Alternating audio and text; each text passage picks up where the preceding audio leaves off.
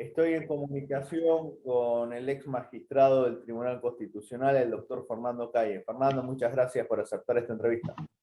Juan, para mí, muy grato volver a estar. Siempre hemos estado coincidiendo muchas cosas y tú muy pegado a nosotros, al Perú, y esta hermandad latinoamericana. Es gratísimo. Siempre has estado en la noticia y con América, ¿no? Con Indoamérica, como decíamos nosotros. Así es. A Este tus mes órdenes. se cumple un año del gobierno de Manuel Merino de Lama, un gobierno que algunos de una manera malintencionada decían que era un gobierno golpista. Tú como constitucionalista, ¿qué nos puedes decir de la legalidad del gobierno de Merino?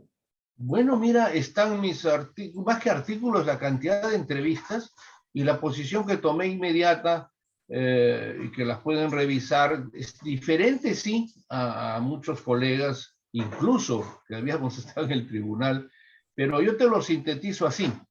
Con la amistad que tenía con Valentín, presidimos ambos la Comisión de Constitución del Colegio Aguas de Lima en un momento en que el colegio jugaba un papel extraordinario de fortaleza cuando estábamos en el 90, 92, pero yo diría lo que ya he venido sosteniendo, tanto el encargo de la presidencia del presidente Paniagua, su instalación como presidente, como el de Merino, el presidente Merino y después Sagasti, los tres tienen el valor constitucional y no solo ello, el mismo procedimiento.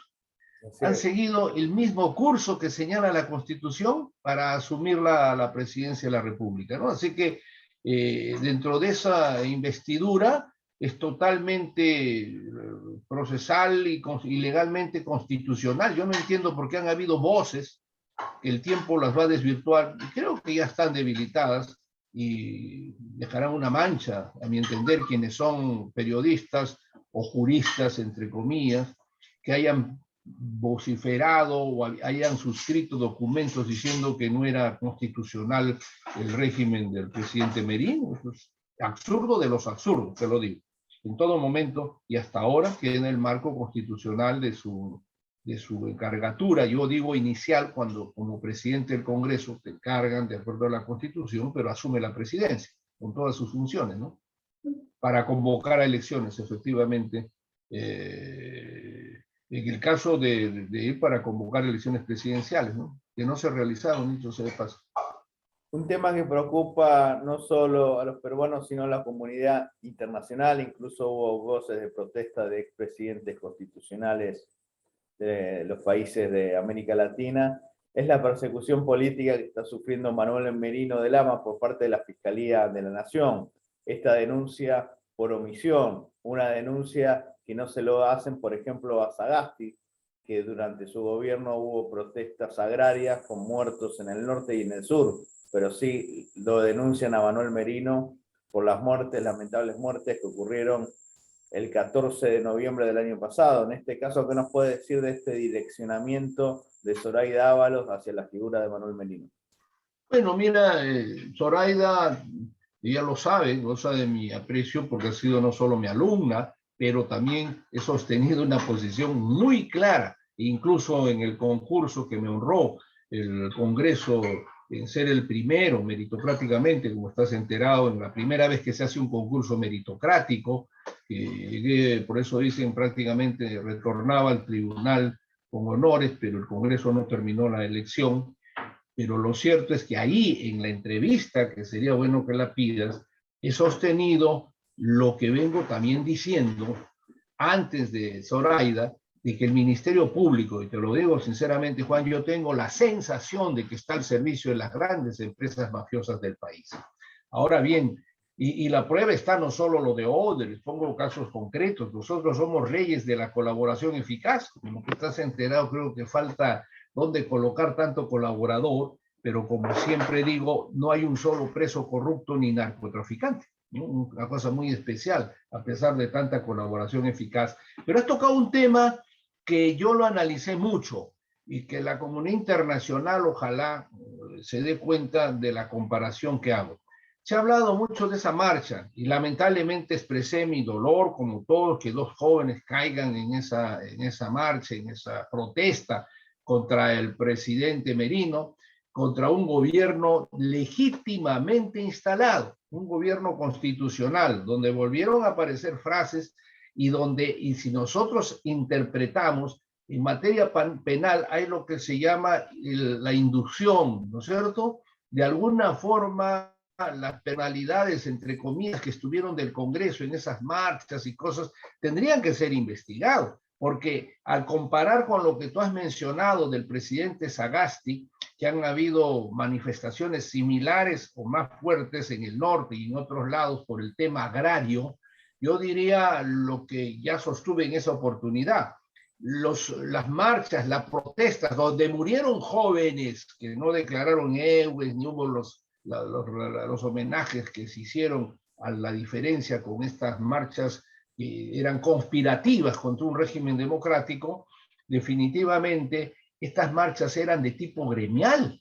Las protestas en sí que hubieron del campo eran por precios, por situaciones que tienen que ver en toda América Latina y en el mundo, por circunstancias de manejo internacionales, de tarifas, etcétera, para los campesinos.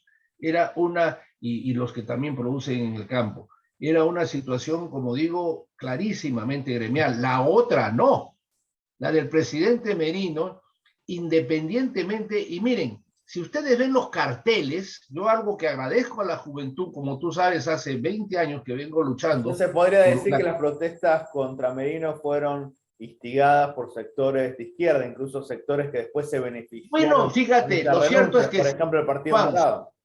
Fíjate, Juan, si tú ves los carteles, las primeras marchas, son de hartazgo del pueblo y de lucha contra la corrupción. Los primeros carteles son no a la corrupción, no a la impunidad, por último que se vayan todos. De repente, con la participación de los que mencionas y con seguramente apoyos económicos, qué sé yo, esa da un viraje de lo que querían los jóvenes y se quieren, dicen, para que se vaya Merino, lo califican de dictador.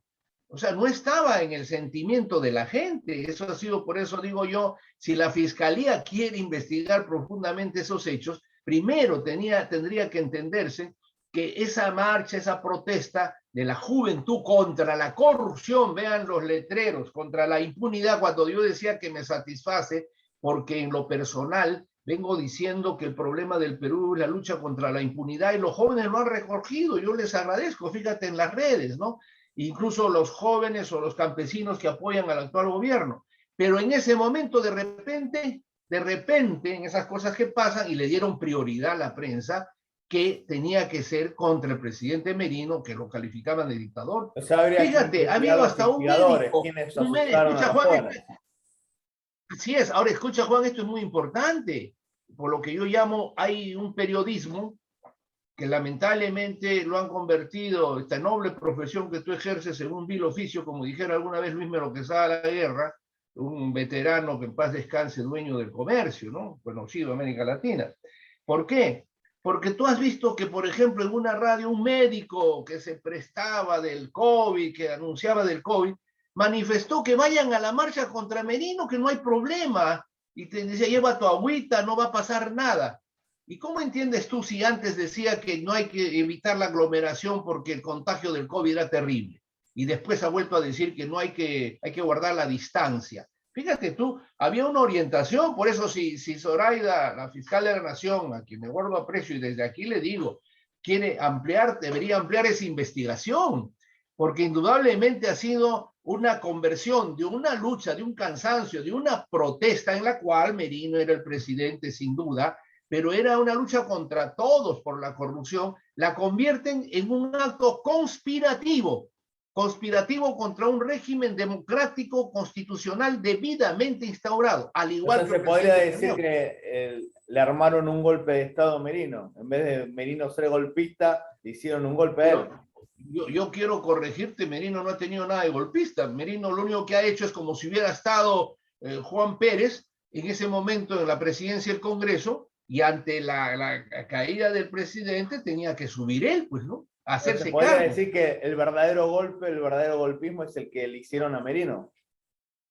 No, en ninguna de las elecciones del Parlamento, en ninguna ha habido golpe porque se ha seguido el cauce constitucional. No, pero el tema las instigaciones que hicieron en las calles. Bueno, ese es un tema que tiene que investigar un gobierno constitucional. Yo lo que te repito es que la diferencia de las marchas, Sí. mientras que la marcha con Sagasti o la protesta con Sagasti ha sido eminentemente gremial, la protesta con donde estaba el presidente Merino fue una protesta inicialmente, y creo que ese fue el contenido del pueblo, de la juventud, contra la corrupción y para que se vayan todos, pero de repente lo convierten, ¿no? Y desfilan, es curioso, ahí hay líderes, si quieran algunos parlamentarios, cogen banderolas y se van calificando de dictadora al presidente Merino y exigiendo que se vaya, ¿no? Entonces, eso es conspirar, como tú verás aquí en la Argentina, donde sea, es conspirar contra un régimen debidamente constituido y democrático, ¿no? Ahora que al presidente le faltó carácter, qué sé yo, y ese es un tema político, porque a él ha renunciado. En realidad, tampoco el golpe podría constituirse porque él, bueno, no conozco sus razones, pero él Pero se vio renunció forzado a cuando... renunciar por las circunstancias.